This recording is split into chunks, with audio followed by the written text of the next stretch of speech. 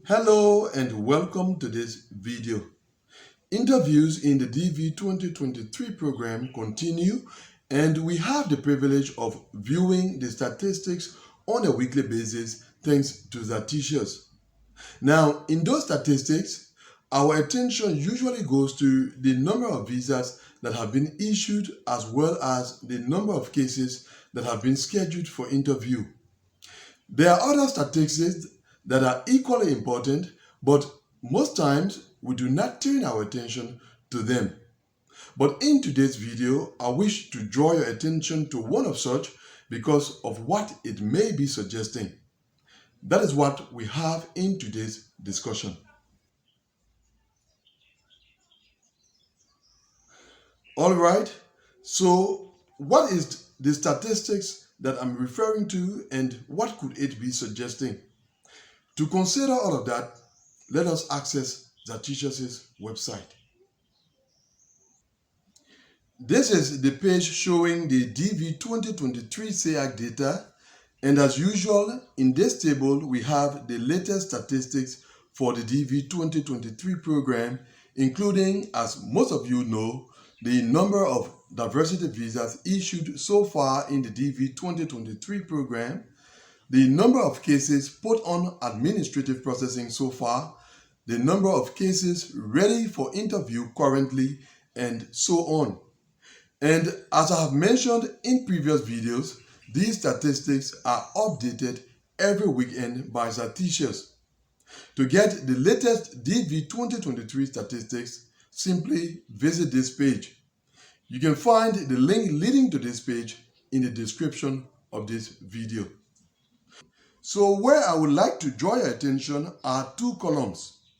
The columns showing issuances and refusals. In each of these columns, I would like us to consider the applicant by case ratio. In other words, approximately how many applicants are in each case in each of these columns. What you will realize by calculating that ratio is that across all regions, the cases being issued visas generally have fewer applicants in them, and those being refused visas generally have more applicants in them. In the Africa, Asia, and South America regions, that ratio is less than 2 when it comes to issuances and more than 2 when it comes to refusals. In other words, these statistics are telling us that in Africa, Asia, and South America in particular, the cases that are being issued visas generally have 1 or 2 applicants in them, whereas the cases that are being refused visas generally have 2 or more applicants in them.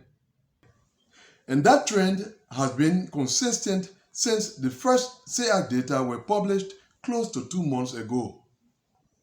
So the question that comes to mind is, why is it that cases with fewer applicants are generally being issued visas, whereas those with more applicants are generally being refused? Could the problem be in the number of applicants? That is, cases are being issued or refused visas based on the number of applicants they contain? No, that cannot be the case. There is no rule that favors cases with fewer applicants and works against cases with more applicants. As long as the case does not violate any of the rules governing the diversity visa program, applicants in that case are eligible to receive diversity visas no matter their number. So the problem is not just because the cases have few applicants or many applicants that they are being issued visas or refused visas respectively. The problem has to do with another issue that seems to be associated with the number of applicants. And the most likely issue that comes to mind, which is associated with the number of applicants and which could violate the rules of the diversity visa program, is the addition or inclusion of new applicants or new family members to cases after being selected. Now, I'm not sure if you are following the logic in this. But what I'm saying is that the statistics that we just saw indicate that the cases that are being issued visas generally have one or two persons in them, whereas the cases that are being refused visas generally have two or more persons in them. Now, I want you to get this clear. I'm not saying that only cases with one or two persons in them are being issued visas and cases with two or more persons are not being issued visas. No, that is not what I'm saying. It is possible for your case to have one or two persons in it and be refused visas, and another case with 3, 4, 5 persons in it be issued visas. So I wish you get that clear. But the statistics are showing that this is the reality since the first SEAC data were released close to 2 months ago.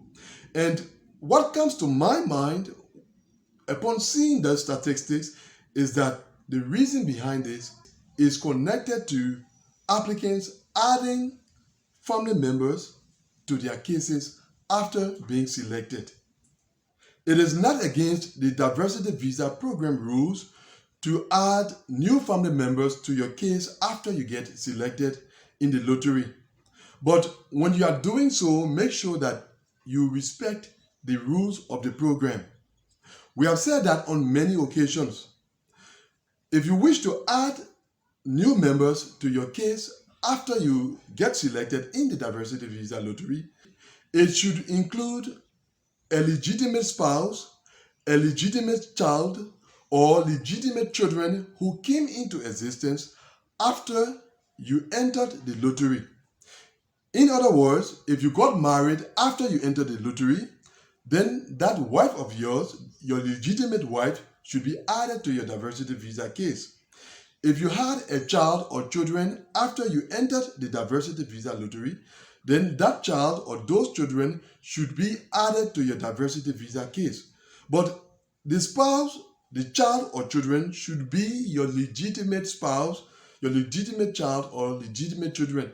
It should not be just anyone when it is discovered, and in most cases, such is discovered at diversity visas interviews, you will be disqualified. And from the statistics that we just saw, this could be the reason why cases that are being refused generally have two or more persons in them. Now, it is true that most of you have already submitted your DS-260 and some of you added family members. But in case those family members were not your legitimate family members, then it is something that could cause refusal at your diversity visa interview. And for those of you who have not yet submitted your DS-260 and you wish to add someone to your case, be sure you understand this and know who you are adding to your case.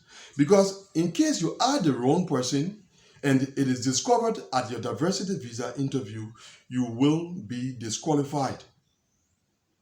So this is what the statistics that we saw a moment ago seems to be suggesting, and I thought it wise to bring to your attention to prevent you from being disqualified at your upcoming diversity visa interview. Which brings us to the end of this discussion. Thanks for watching this video. Let's continue discussing as we usually do in the comment area below, and I will see you, God willing, in the next video. Until then, goodbye.